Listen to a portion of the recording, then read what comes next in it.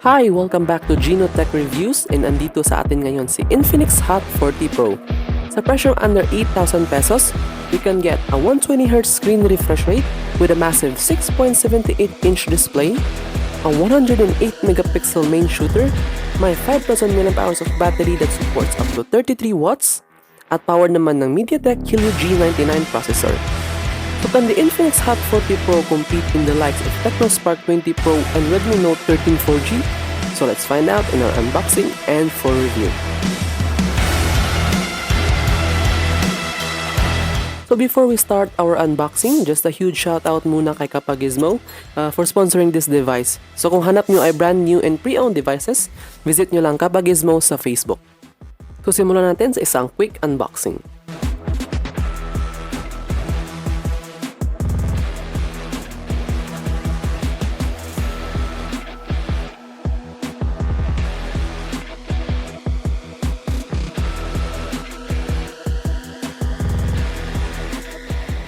So una nating pag-uusapan is the design. So this colorway is the palm blue. It is also available in horizon gold, starlit black, at starfall green. Design looks nice naman dito. It's quite different from the Hot 30 series, which I liked about this year's Hot 40 series.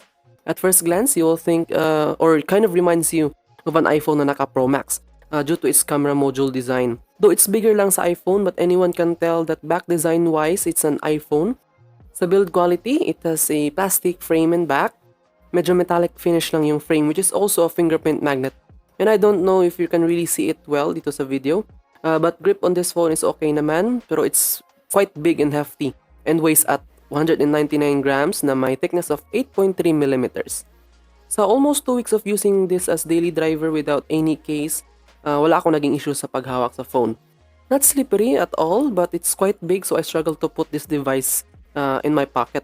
Pansin ko din yung size niya is more on pahaba instead of being a wider phone. Sa front naman, nandyan yung kanyang punch hole.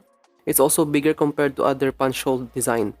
Sa bezels, they are quite thick. Sa chin, mas makapal, but I would not complain para sa ganitong presyuhan. But overall, design and build quality is excellent naman.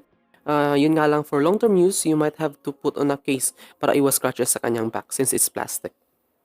Now, moving on to the display, it has a huge 6.78-inch Full HD resolution IPS panel na may 120Hz refresh rate. Display quality is good, colors are fine, so streaming is decent on this device. Add pa yung screen size which is bigger than the other devices at this price range. So during my time reviewing this phone, I enjoyed watching and streaming on this device. Kahit na naka-IPS LCD lang, this phone is under 8,000 lang naman. Screen refresh rate is smooth since 120Hz tayo dito, and it also has a 240Hz touch sampling rate. So scrolling sa social media apps and playing games is excellent. May option din to switch to standard 60Hz or 90Hz, and may option din for auto. Kasi advantage ng auto is you can save up battery life agad when the screen shows still images, kaya it switches to standard 60Hz. And it goes back to 120Hz naman pag may movement na. Sa brightness, it has a 500 nits peak brightness, so expect that during outdoor usage, tirik yung araw, screen is almost non-visible. Kaya if may delivery rider dyan like Foodpanda, Grab, nagbabalak to get this phone, and you might need to look for a different option with higher screen brightness. I can also throw in the Vivo Y17s, which I have reviewed in the past, so I will leave the link down below. Because that device has a 700 nits peak brightness, na pumapatak na lang ngayon for under 7K. Pero indoors naman, expected si Hot 40 Pro is decent. So overall quality ng display naman is very excellent considering this big screen size na naka Full HD pa, along with the 120Hz refresh rate. Now let's talk about the performance agad. This is powered by the never-ending MediaTek Helio G99 processor na may Mali G57 MC2 GPU. I know bakit G99 na naman, pero meron pa nga G99 Ultra kay Poco M6 Pro. But guys, calm down a bit. If a phone is using G99 processor that is well under 8,000 or lower than that, then you should not complain at all. You guys know the capabilities already ni G99, but how is this chipset performing kay Hot 40 Pro? Sa Antutu score, we got a decent 400,000. Sa kanyang throttling test, which I tested it for 30 minutes, and here's what I got. Looking good, di na masyadong nagta-throttle. Sa 3D stress test naman, here's what we got. Benchmark scores looking good, but how about actual performance? Well, I tested this device sa ML, Call of Duty Mobile at kay Genshin Impact. Sa Mobile Legends, we got the highest settings sa naka-ultra for graphics at super sa frame rate naman. Though I did not able to use the FPS meter, but I can say gameplay sa ML was smooth, even di naman to graphic demanding game. But G99 is very well optimized sa ML. I can notice some frame drops when there's too much action sa screen. Yung frame drops are very minimal lang. And also sa thermals, I can get around 39 to 42 degrees Celsius, which is excellent kahit pa umaabot ako ng 1 hour of playing sa ML. Pagdating naman sa Call of Duty Mobile, kagaya ng ibang devices na naka G99 ay di siya optimized for COD talaga. Max settings that you can get is only medium sa graphic quality at high lang sa frame rates. So this device is not intended for hardcore gamers since budget gaming phone lang to. So do not expect too much kay Hot 40 Pro. But this can still give you decent performance. Of course, you cannot avoid frame drops but manageable naman yan. Sa thermals, this can also give you decent 37 to 39 degrees.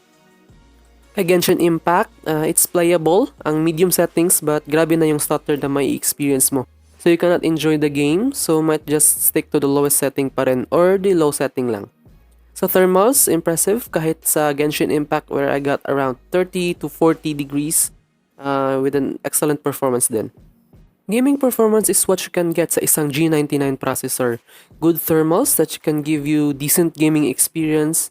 Also, meron din silang dedicated gaming center which is the X-Boost. Sa day-to-day task naman, of course, no issue or hiccups mapa-video editing man sa phone or mapa-video calls or scrolling for hours sa social media, lalo na when you're using the 120Hz. It should be great for you. There's not much to complain on this device.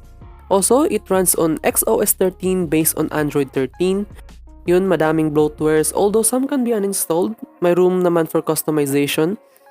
Out of the box, it comes in the Free Fire theme sa wallpaper at icons lang, but you can switch it naman to standard themes ng Infinix. Sa storage, it has a 12GB of RAM with 256GB of internal storage na may UFS 2.2. So this is better than other device na naka-eMMC pa. May dual nano SIM at dedicated micro SD card slot din to that is expandable up to 1TB. Sa camera naman, it has a triple camera setup or let's just say single camera since this houses a 108MP main shooter, a 2MP macro lens and the 0.08 auxiliary lens. And andito ulit tayo, lalagyan ng additional almost 2 useless cameras just to call it triple camera setup. But in reality, they could have just at least replaced the macro with an ultra wide. But I guess this would add cost to the device. But I just don't get it this trend sa mga smartphone companies. But anyway, up front naman, it has a 32MP selfie cam. Sa photo qualities naman ng main cam during daytime, photos appear excellent with vibrant colors. Details are good and they're sharp. Sometimes I can notice some shots appear more pale dun sa mga colors. But the dynamic range is impressive para sa ganitong presyuhan.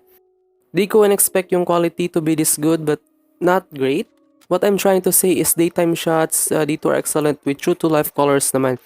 Sa portrait shots, pasado na rin, but pansin ko lang edge detection is bad considering na walang depth sensor kahit pa yung auxiliary lens can act as depth sensor because still, it does not perform well. Gaya dito yung sa my glasses part, di niya ma-recognize ng maayos where to blur, but still usable naman. Ito naman sa zoom capabilities, so these are digital zooms lang.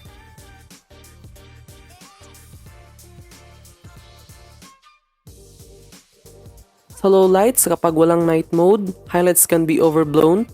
Madaming noise sa background lalo na sa mga darker areas, but still decent and usable kahit papaano. Turning on night mode is your best option sa low light.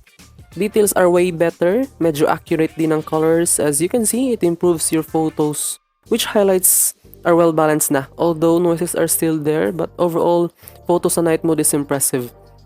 Yun nga lang, night mode can take you about 4 to 5 seconds para makapture yung photo, so make sure na lang na stable yung kamay since wala naman to support for OIS and it is an under 8,000 phone.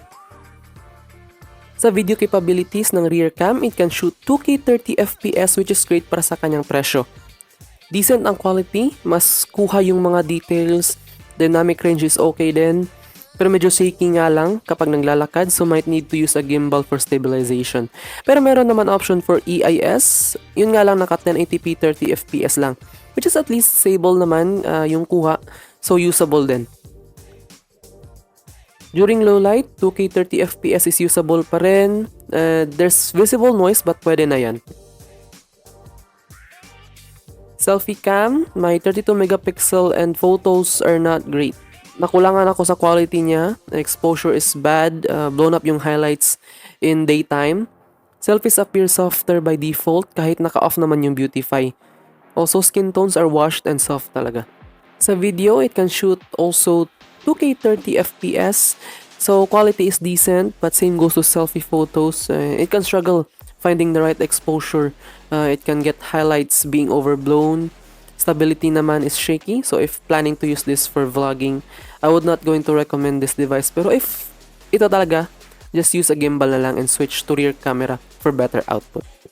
And now, sa battery naman, it packs by a 5,000 mAh of battery along with the 33 watts of charging speed. Sa charging speed test na ginawa ko, from 0 to 100%, it took me an hour and 18 minutes, so not bad, and I hope every budget phone comes with 33 watts na din. Battery life is excellent. Pag normal usage from social media to casual gaming, it can last you a full day on a single charge. Now sa connectivity, this is a 4G device lang, so I used my Globe SIM, and okay naman yung pagsagap sa area namin. Stable din ang mobile data. Sa Wi-Fi, it's fine as it also depends on your internet provider. Sa ibang features naman, okay na okay din ang speakers dahil may dual speakers tayo, and take a listen dito.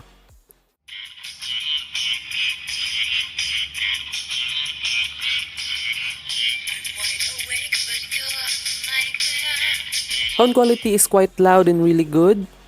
Yung earpiece din niya can act as another speaker pala. Sa haptics ay napangitan ako pero expected ko naman yan at this price range. Yung fingerprint sensor ay nandun sa power button, which is quite fast naman. So, for the final verdict, with a price tag of 7,999 pesos para sa 12GB of RAM and 256GB of storage, you can get an excellent budget gaming phone na may optimized Helio G99 at kita naman yung thermals.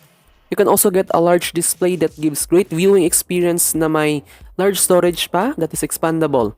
You can also add in the good main camera that can perform well during low light na meron ng 2K 30fps video because other devices at this price don't have that. Sa cons naman, parati kong punas sa Transsion is their software support, which includes bloatwares, which I understand na in order to gain profits, they need to put ads sa device since mababa lang talaga pricing nila.